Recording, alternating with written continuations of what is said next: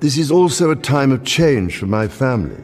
The room was silent when King Charles saw the seal, not because another royal file had been opened, but because this one carried a name the palace believed had been buried by time. A forgotten will had surfaced, and within minutes, the king's face changed.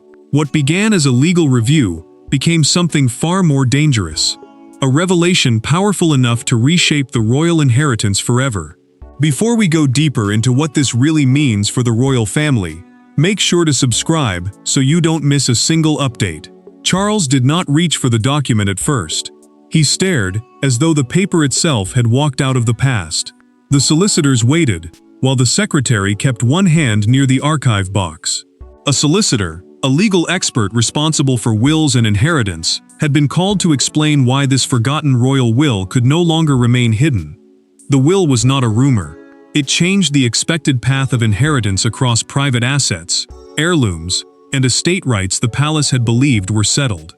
Camilla felt the danger before anyone named it. She watched Charles remove his glasses, read the opening page, and place one hand flat against the table, as if steadying himself against a blow no crown could soften. The king had entered that chamber expecting a controlled legal briefing, where records would be reviewed and filed away. Instead, he faced a document strong enough to reopen decisions made in silence. The royal inheritance, the private transfer of property, treasures, and estate privileges from one generation to another, was no longer moving along the path the palace had prepared. Charles heard the solicitor confirm the worst. The document carried signatures, conditions, and beneficiaries that had never appeared in the current inheritance plan. That mattered, because a valid will can force powerful families to obey instructions written before present desires took shape. Camilla's composure hardened into fear, because this discovery did not merely touch money or jewels. It touched place. It touched influence. It touched who belonged closest when history came calling. Then William's name appeared in the first summary note. Charles looked down, then back at the solicitor, and the silence changed. The prince was not in the room, yet his presence pressed against every person there. Camilla noticed it. The secretary noticed it. The king noticed it most of all. One name had turned a forgotten will into a family reckoning, and no one dared pretend this was only paperwork. But the forgotten will did not simply threaten property.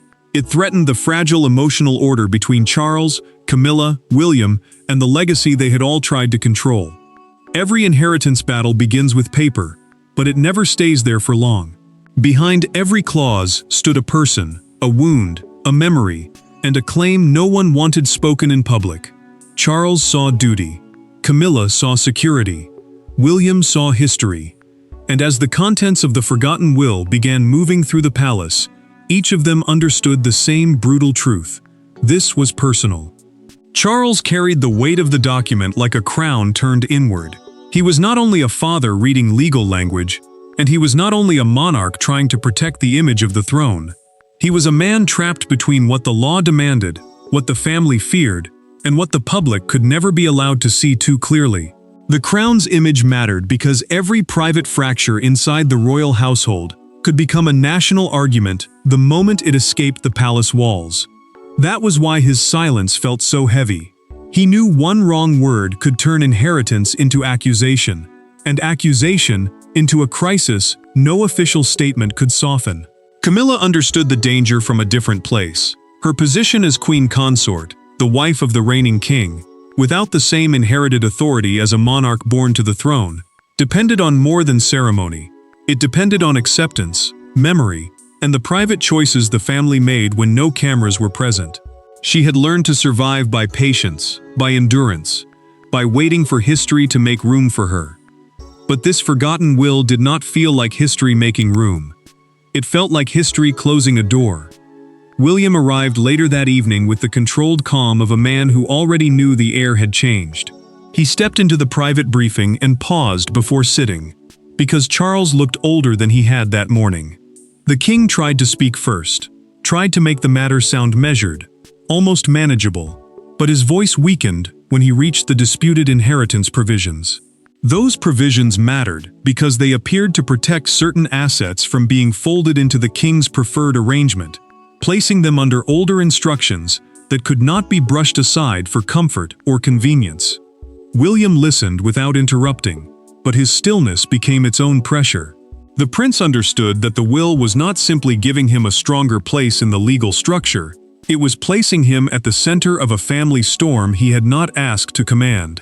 Camilla heard the solicitor explain that several items, rights and privileges she believed were settled, could now fall beyond her influence completely.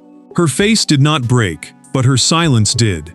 Then William asked the question no one wanted asked. Who knew about the will before it vanished from active records? Charles looked toward the secretary. Camilla looked toward the file. The room grew colder because no answer came cleanly. And that unanswered question pulled everyone backward, toward a hidden incident years earlier that had quietly set this entire reckoning in motion. Long before the solicitors opened the archive box, there had been one night inside the royal household that no one wanted to revisit. It was not a ceremony, not a public scandal, not a headline. It was a closed-door conversation after a family memorial dinner, when a single decision was made in anger, grief, and fear. And that decision became the trigger for everything now exploding around Charles. Charles remembered that night with a heaviness he had spent years trying to bury.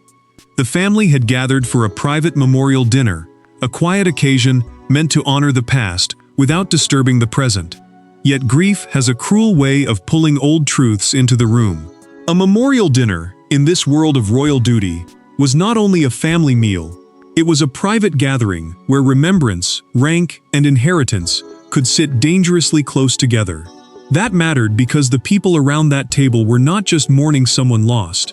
They were silently measuring what would be protected, what would be passed down, and who would be trusted with the pieces left behind. Camilla had felt the tension before the final course was cleared.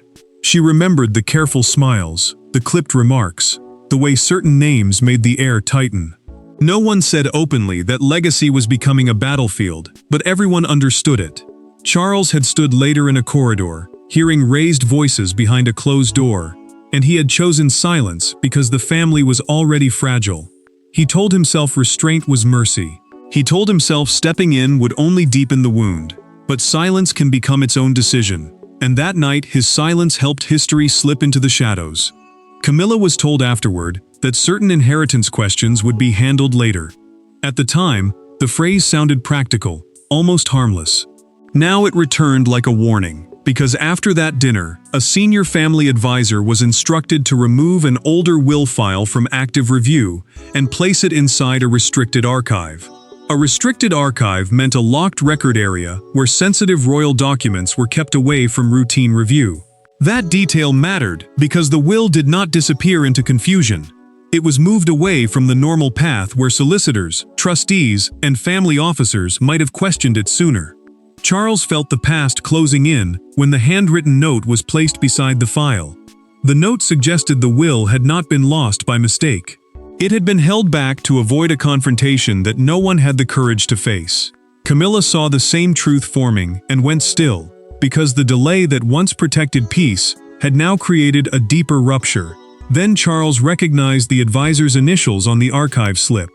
His expression changed. The next step would not be paperwork, it would be confrontation. Because once the king knew the will had been hidden after that memorial dinner, the question was no longer what the document said, but who had tried to keep it quiet. The confrontation did not begin with shouting. It began with a chair being pulled back too sharply, the sound cutting through the room like a warning. Charles faced the senior advisor who had handled the old files, while William stood near the door, refusing to look away. Camilla remained seated, but her silence was not calm. It was calculation. The forgotten will had finally found its human target. Charles had called the meeting with the restraint of a man trying not to let anger become weakness. The advisor connected to the restricted archive slip entered knowing the old decision had returned with force, and the king made certain there were no unnecessary witnesses left to soften the moment. A restricted archive was a protected storage system for sensitive royal papers, documents kept away from normal review because they carried private or dangerous consequences. That mattered, because the will had not been placed among ordinary records. It had been removed from the path where questions might have been asked years earlier, and now everyone in the room understood why that choice mattered. William stayed near the door, calm but immovable. The prince did not need to raise his voice, because his stillness carried more pressure than accusation. Camilla watched him, then watched Charles, sensing that the room had become smaller with every unanswered question. The king set the archive slip on the table and asked why the file had been removed after the memorial dinner. The advisor hesitated. That pause was enough. Charles leaned forward, not as a monarch performing command, but as a father, realizing he may have been guided around the truth. His controlled anger landed harder than fury ever could. William stepped in with devastating precision. He asked whether Charles had been protected from the will or manipulated by those who feared what it would change. The question cut through every polite excuse. The advisor finally admitted the document had been considered too destabilizing because it gave weight to inheritance wishes that contradicted later palace planning. Later palace planning meant the newer internal arrangement for how private family assets, heirlooms, and estate privileges would be handled. That explanation mattered because it revealed the buried fear. The older will had not been inconvenient. It had been powerful. Camilla's face tightened as the truth reached her. The decision to suppress the file may have indirectly protected her position for years, even if no one in the room dared say it so plainly. She looked toward Charles, but he did not look back immediately. He was staring at the advisor, as if seeing every quiet compromise of the past gather into one unbearable moment. Then the king gave his order. The solicitors would identify who now held legal authority over the disputed inheritance. No more delay, no more shadows. And the answer waiting beyond that command would be worse than anyone expected. For the first time, the palace was not asking how to manage the will. It was asking who truly held power over the inheritance it revealed. A crown can command ceremony, but it cannot always command a signature. That was the lesson Charles learned as the solicitors moved from emotion to law. The forgotten will was not merely an old family wish. It carried structures, trustees, protections, and conditions that placed parts of the inheritance beyond simple royal preference. And in that moment, the king understood the most painful truth of power. Some doors do not open for him. Charles sat still as the solicitors began explaining the machinery behind the will, and every sentence seemed to narrow the room around him. The king had spent his life inside a system where duty carried authority, where the monarch's word could shift schedules, shape ceremonies, and steady the nation in moments of uncertainty. But this was different. A trustee, the solicitor explained, was a person legally required to protect assets for the people named in a will, not someone free to obey emotion or royal pressure. That mattered, because trustees did not exist to comfort a family. They existed to enforce the document. William watched his father absorb that truth, and for the first time since the archive slip had surfaced, the prince's expression softened. He could see the pain beneath the command.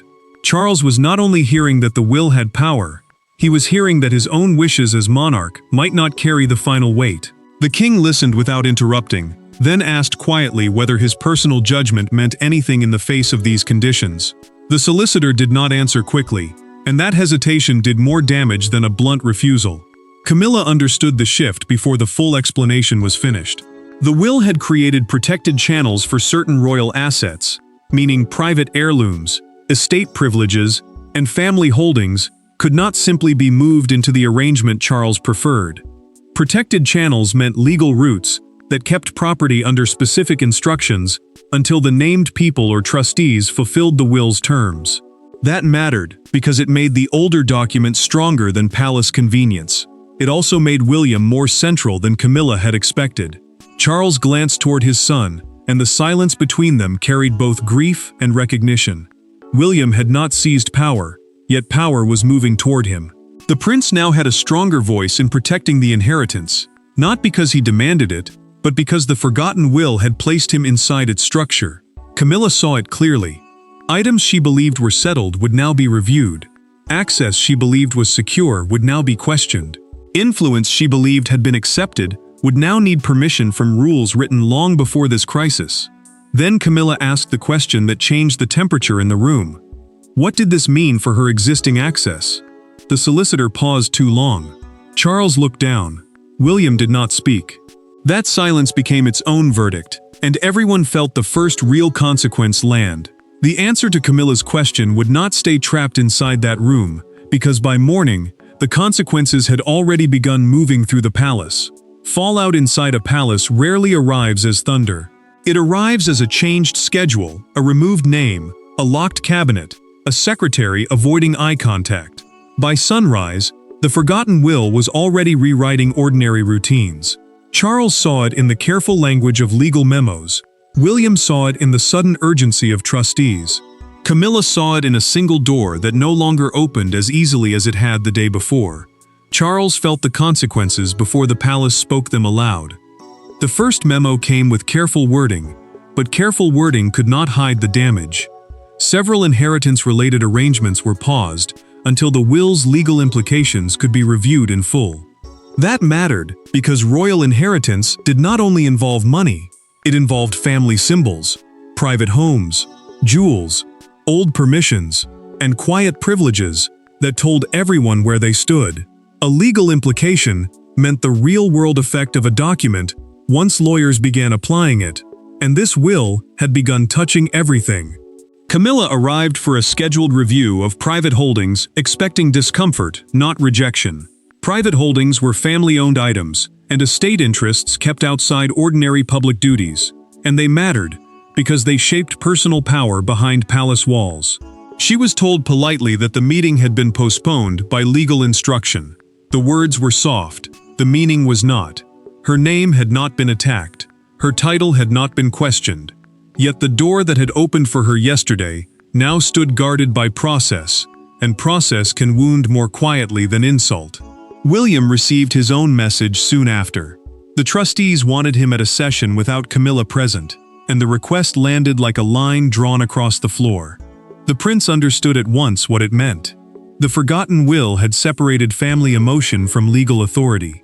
No amount of hurt, loyalty, or royal discomfort could change the fact that every future decision now had to pass through the older document's conditions.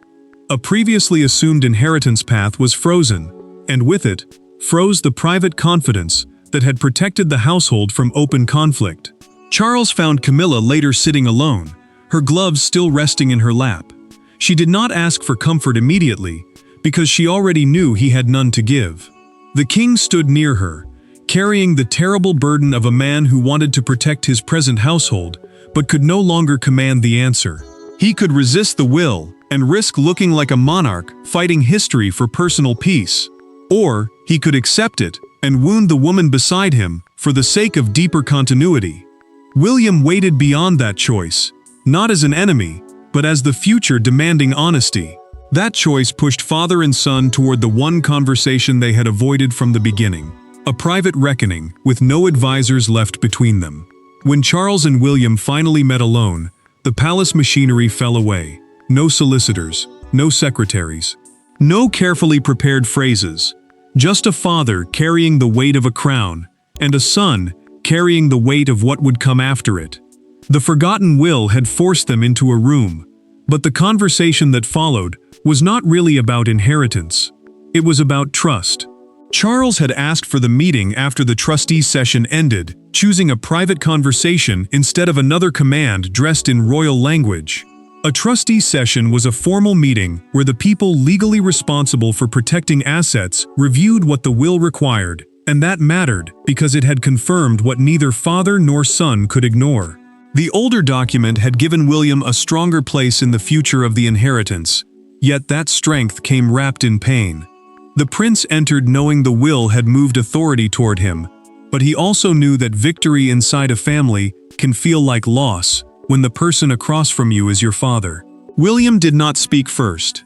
He let Charles gather himself, because the king looked less like a ruler preparing to issue an order, and more like a man trying to understand how much of his own life had been arranged around silence.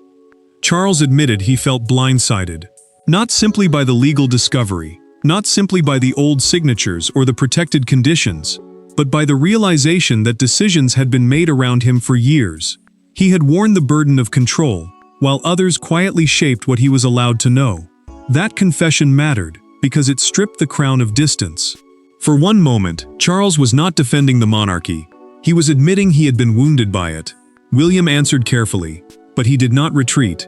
He told his father that protecting the will was not an act against him. It was loyalty to the royal legacy the document had been designed to preserve. The prince understood why Charles feared the consequences for Camilla, and he made one promise with quiet force. The inheritance would not be used to humiliate her. It would not become a weapon. But it had to be honored exactly as written, because once a family begins choosing convenience over truth, the damage travels farther than any scandal. Charles then revealed the thought he had never spoken aloud. He had once suspected an older document existed, but he had chosen not to pursue it, because reopening old wounds seemed too dangerous. William heard the pain beneath that admission, and softened, but he did not excuse the past.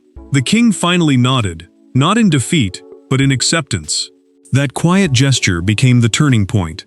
The palace could now prepare one controlled message with father and son, no longer standing on opposite sides of the truth.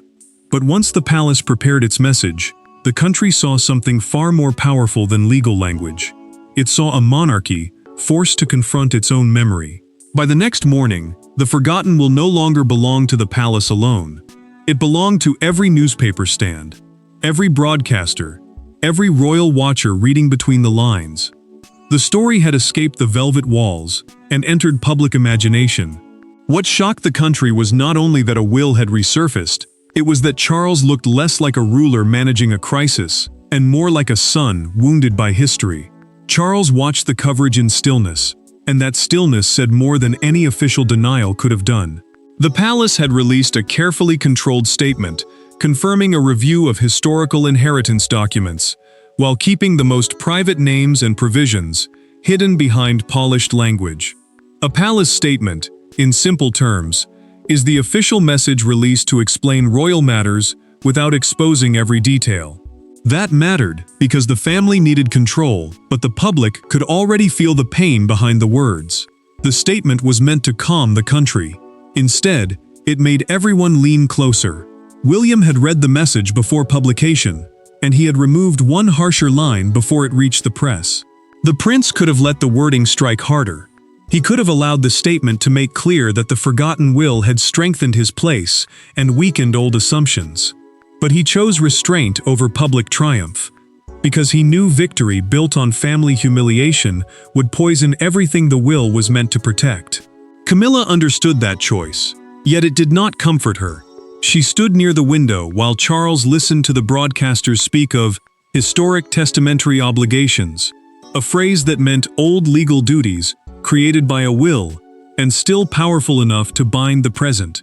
The country felt the weight of those words. Royal commentators immediately understood that this was not ordinary palace housekeeping. It was not a routine review. It was a signal that something old had returned, with enough force to disturb the modern order. Then one London newspaper captured the mood with a stark front page, a crown beside an old sealed envelope, under the headline, "The Will That Returned." That single image turned legal language into national emotion. It made the forgotten document feel alive again, as though history had reached through the archive and placed its hand on the throne. Outside Buckingham Palace, a small crowd gathered quietly. They did not cheer. They did not protest. They simply stared at the gates, as if something had shifted behind them that no one could fully see yet. Charles saw the footage and understood what the public response had given him. Not escape, not victory, permission to stop fighting the past. The king no longer needed to win the argument. He needed to accept what must stand. And with the world watching, Charles stepped toward the only ending that could give the monarchy dignity after a revelation this painful. In the end, the forgotten will did not destroy the monarchy. It forced the monarchy to remember what it had tried to outrun. Charles entered the final meeting, no longer searching for a way around the document, but for the strength to accept it. The emotion on his face was not defeat. It was surrender to something older than personal desire, the binding weight of legacy. Charles convened the final private inheritance review with a calm that felt painfully earned. The private inheritance review meant the closed legal meeting where family assets, heirlooms, and estate rights were formally examined before final action could be approved.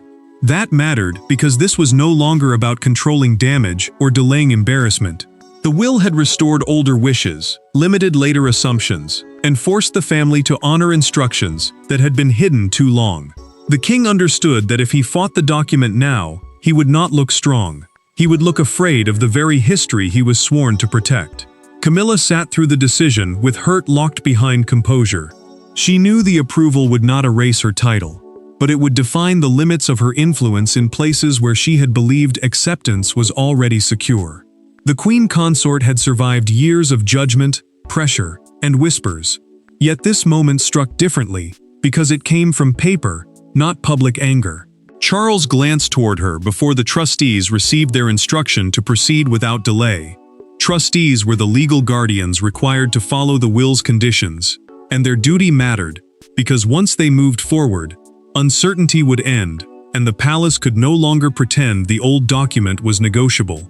William received confirmation that his role in safeguarding the inheritance was now formally recognized, but the prince did not wear it like victory. He understood what the recognition cost his father, and he understood what it meant for Camilla. The future king treated the decision as responsibility, because power gained through family pain can either poison a legacy or protect it. Charles signed the approval note slowly, then set down the pen with visible emotion. In that small movement, the monarch chose continuity over comfort, duty over desire, and truth over the easier silence that had protected everyone for too long. Camilla absorbed the finality without protest, and William remained steady without triumph. Charles had placed the crown above personal pain. She had accepted that position could not defeat memory. He had carried forward a monarchy built not only on power, but on duty, truth, and the weight of what came before. The will had returned from silence, and by accepting it, the king gave the monarchy its final answer. Inheritance is not merely what is passed down. It is what must be honored, even when it breaks the heart. Thanks for watching. Please don't forget to like and subscribe, and we will see you in next one.